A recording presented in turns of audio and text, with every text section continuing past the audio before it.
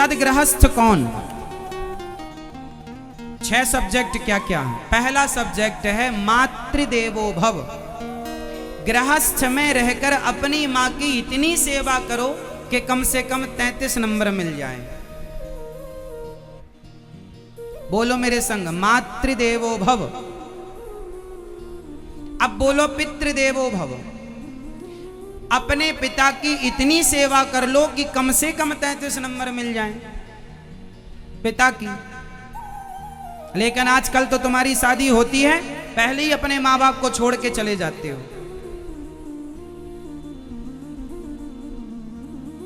आजकल की पत्नियां पता क्या बोलती हैं? सुनो, मैं सास ससुर के साथ नहीं रहूंगी। आजकल तो लड़की का बाप ऐसा रिश्ता देखता है, ऐसा घर देखता है जहां पर सास ससुर पहले ही निपट गए हों। मतलब मेरी लड़की के ऊपर सास ससुर का कोई साया ना पड़े। एक लड़के की शादी कैंसिल हो गई। मैंने पूछा क्यों, क्या हुआ? लड़की वाले तो आए थे। बोले लड़की के पिता ने कहा कि तुम्हारी माँ जिंदा है, इसलिए अभी हम अपनी लड़की का विवाह तुम्हारे यहाँ नहीं करेंगे। हम तो ऐसा लड़का देख रहे हैं जिनके माता पिता मर गए हों। हाँ, ऐसा चल रहा मार्केट में। तो एक दिन गजब हो गया। देखो, शेर को सवा शेर मिल जाता है। एक दिन वो लड़की का बाप एक घर में गया तो वहां लड़का उसे पसंद आया। उसने कहा कि भाई पक्की शादी, तुम्हारे माता पिता हैं या नहीं? लड़के ने कहा नहीं, मेरे माता पिता तो नहीं हैं, गुजर गए। तो लड़की के पिता ने कहा फिर तुमसे शादी पक्की, अब हमारी बेटी का विवाह तुमसे करेंगे क्योंकि तुम्हारे माँ बाप नहीं हैं। तो लड़का थोड़ा दुखी होकर बोला कि वो तो आप ठीक है, आपको मैं पसंद आया, लेकिन मुझे आप पसंद नहीं आए और आपकी लड़की भी पसंद नहीं आई। क्यों बेटा, क्या है? हमारी लड़की बहुत पढ़ी लिखी है, सरकारी जॉब में है, क्या कमी है? उस लड़के ने कहा कि मेरे माता पिता नहीं है, इसलिए आप मेरे से विवाह कर रहे हैं, पर मैंने भी एक संकल्प लिया है कि मैं उस लड़की से विवाह करूंगा जिसके माँ बाप नहीं होंगे। पर आप तो हैं।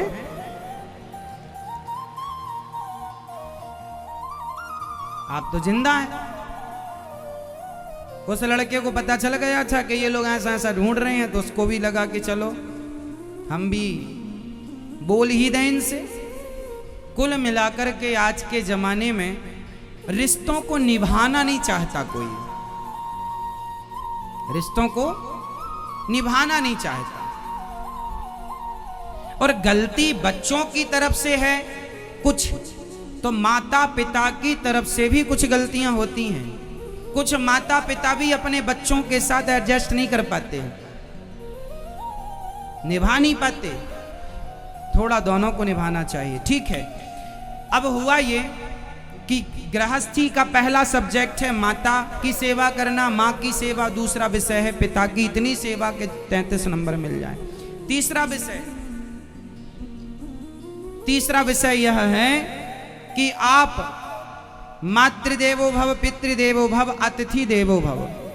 आपके द्वार पर अतिथि जब आए तो उनकी इतनी सेवा करना और भगवान मानकर सेवा करना, इतनी सेवा करना कि अतिथि की सेवा में कम से कम 33 नंबर तो मिल जाए आपको। लेकिन आज के जमाने में किसी के घर पे अतिथि आ जाए ना तो कुछ माताओं का ना सिर चढ़ जाता है, आ गए खाने के लिए। कुछ माताओं को अतिथि बिल्कुल पसंद नहीं है। आजकल ना अकेले रहने की परंपरा चालू है। आजकल तो बड़े बड़े शहरों में स्त्रियां हफ्ते में 2 दिन घर में भोजन बनाती हैं और 5 दिन बाहर खाने जाती हैं। पहले और आज में जानते हो क्या अंतर था?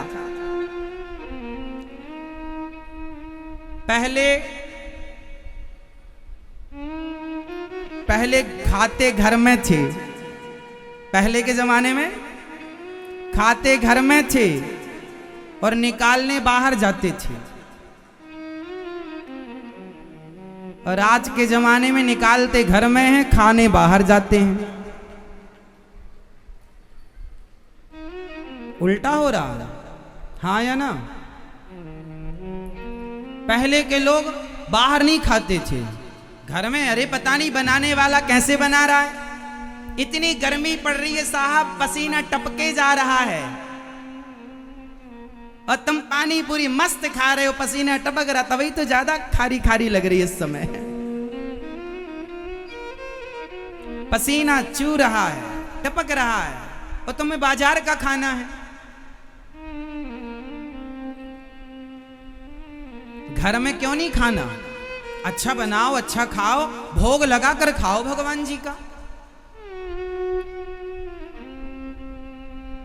100 में से 95% लोग आजकल गुटखा खाते हैं, हाँ या ना? नहीं, आप नहीं खाते, गुटखा खाते 95%। और जो पुरुष गुटखा खाता हो तो आप जरा उसके सामने खड़े हो जाना और बात करना, तो उसके अंदर की 4-6 सुपारी के कण उछट के तुम्हारे मुंह में लग जाएंगे। गुटखा खाने वाला जब बात करता है ना, तो तुम्हारा मुंह भी बिल्कुल गीला कर देगा, उसकी सुपारी गुटखा उचट उचट के तुम्हारे मुंह में लगेगा। इसलिए हम गुटखा खाम तो दूर से ही बात करते हैं, इतनी दूरी कम से कम निकले तो हमारे मुंह तक तो ना आए राक्षस का सब कचरा, है ना मेरी माँ? गुटखा, अब सोचो कि तुम जहां होटल में खाने जाती हो, 5 स्टार हो चाहे 7 स्टार हो, वहां बनाने वाले सात्विक तो होंगे नहीं। बड़ी बड़ी होटलों में जिस कढ़ाई में वो मटन पकाते होंगे, उसी में तुम्हारे लिए भी पका के दे देते होंगे। वेज नॉन वेज दोनों बनता है वहां, किस पात्र में तुम्हारे लिए बनाया। इसलिए गुटखा खाने वाले लोग भोजन बना रहे हैं, उन्हें भी लगा थूकने बाहर क्यों जाए, सब्जी में थूक दें। क्यों नहीं हो रहा है ऐसा? कितने वीडियो यूट्यूब पर अपन लोगों ने देखे, कोई कैसे थूक लगा रहा है, कोई थूक रहा है। बाजार की चीजें खाओगे तो यही खाओगे। लघु शंकाई तो बाहर करने क्यों जाए, यहीं कर लेते हैं। ये सब तुम खा रहे हो।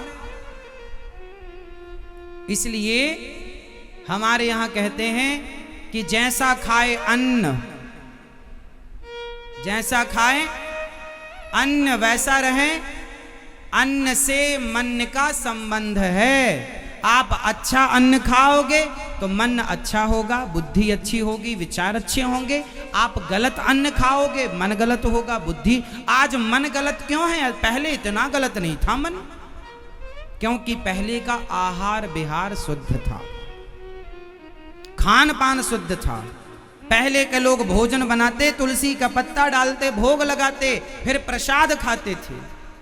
भगवान जी को भोग लगा के क्या खाते थे? प्रसाद। आज प्रसाद कौन खा रहा? गंदगी खा रहे हैं। मैंने सुना कि जो आप लोग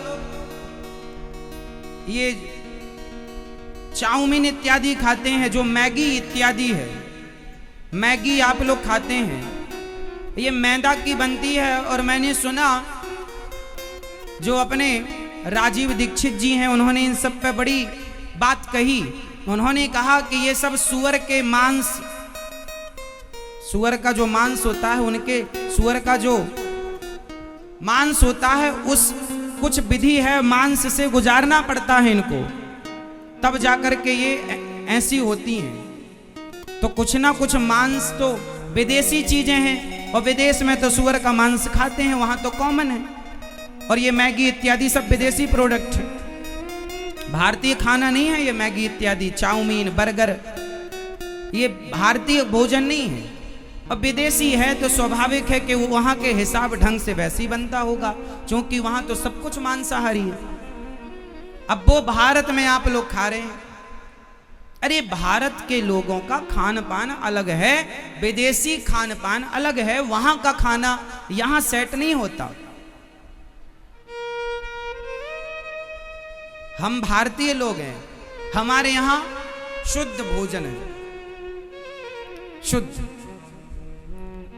तो आज से कितने लोग शुद्ध खाने पीने की कोशिश करेंगे? शुद्ध आहार। कितने लोग शुद्ध खाएंगे? क्या खाओगे? गुटखा?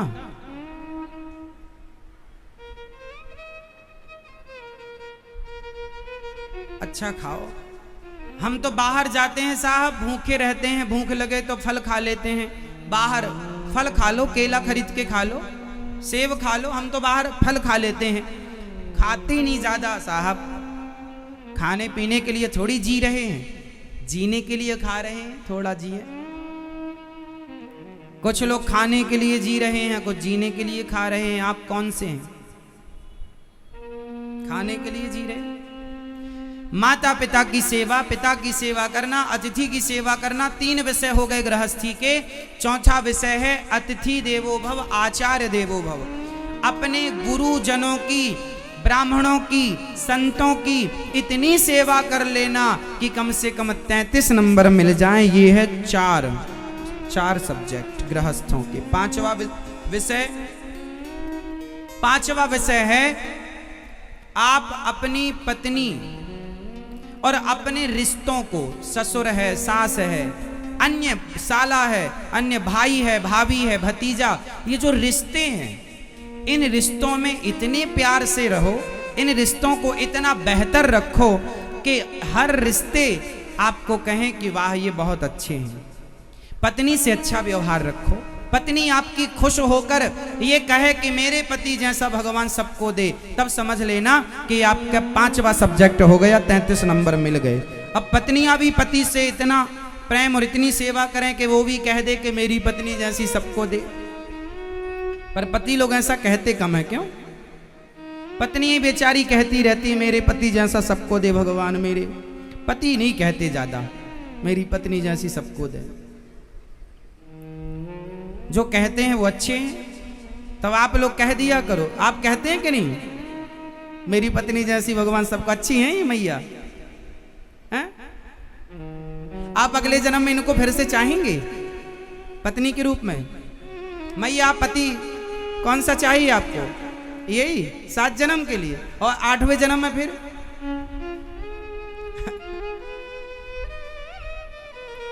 नहीं, 8वां जन्म भी तो होगा, तो 8वीं बार बदलेंगे कि यही रहेगा? यही, ये फिक्स है अपने भारत में। भले अगले जन्म में भगवान जाने क्या होता है, लेकिन तसल्ली तो करो। अगला पिछला किसने देखा, भगवान जाने, जहां भेजे। लेकिन ठीक है कि आप अपनी पत्नी और अपने पति से इतने अच्छे से रहें गृहस्थ में कि कम से कम आपको 33 नंबर दिए जाएं। ये 5वां विषय है। और छठा विषय, आप बताओ गृहस्थी का सबसे महत्वपूर्ण 6वां विषय कौन सा?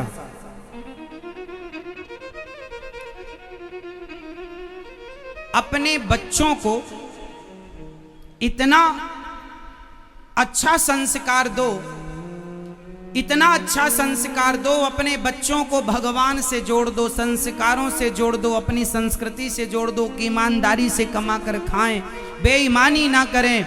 आप अपने बच्चों को सही राह पर ले गए, और यहां तक कि बाली जब मरा तो अंगद को बुलाया, अंगद को बुलाकर अंगद का हाथ बाली ने पकड़ा और राम जी का हाथ पकड़ के राम जी के हाथ में दे दिया कि प्रभु, एक पिता का धर्म है कि वह अपने पुत्र को, पुत्र का हाथ भगवान के हाथ में देकर जाए। मैंने दे दिया, अब मुझे आज्ञा दो। एक पिता का धर्म है कि आप अपने बच्चों को भक्त बनाएं, स्वयं भगवान से तो प्रेम करें, इतना प्रेम करें कि कम से कम भक्ति में 33 नंबर मिले, पर अकेले नहीं, अपने बच्चों को भी इस सही अच्छी राह पर लगाएं। ये 6वां विषय है। ये गृहस्थी में यदि आपने इन 6 को मेंटेन किया, तब तो आप सदगृहस्थ हैं। और आपने केवल पत्नी को लिया और फरार हो गए तो सदगृहस्थ नहीं है। गृहस्थी में केवल पत्नी नहीं लगती। अच्छा एक बात बताओ, जगन्नाथ भगवान की अभी रथ यात्रा निकली कुछ दिन पहले, आप लोगों ने टीवी पर, मोबाइल पर दर्शन भगवान जी का किया होगा। बताओ, रथ यात्रा पर रथ को खींचने वाले लोग कितने थे? जोर से। 2 लोग थे कि 4 लोग थे कि 50 लोग थे कि 1000 लोग थे कि 10,000 लोग थे कि 50,000 लोग थे कि लाखों लोग थे? उत्तर दो जोर से, जोर से। लाखों लोग थे ना? क्या 2 आदमी से रथ खिंचता? बोलो। क्या 4 आदमी से रथ खिंचता? बोलो। ये जो जगन्नाथ जी की रथ यात्रा है, सीखो, यही जीवन की सदगृहस्थ यात्रा है, यही सदगृहस्थ यात्रा है। जैसे रथ को खींचने के लिए केवल 4 नहीं, हजारों चाहिए, उसी तरह गृहस्थी के रथ को चलाने के लिए पति पत्नी बेटा और बेटी सिर्फ 4 नहीं, बल्कि समाज परिवार संसार ये पूरा सब चाहिए। परिवार चाहिए, परिकर सब मिल जाएं तब रिश्ते चलते हैं। सब केवल पति पत्नी से ही काम नहीं होता। समाज में रहोगे तो समाज के लोग भी चाहिए, परिवार के लोग भी चाहिए। समाज में रहना है तो समाजी बनकर के रहना पड़ेगा। इसलिए केवल सोचो कि पति पत्नी रहें ना। इसलिए जीवन में कुछ ऐसा काम मत करना कि समाज आपको गलत कहे, परिवार आपको गलत कहे।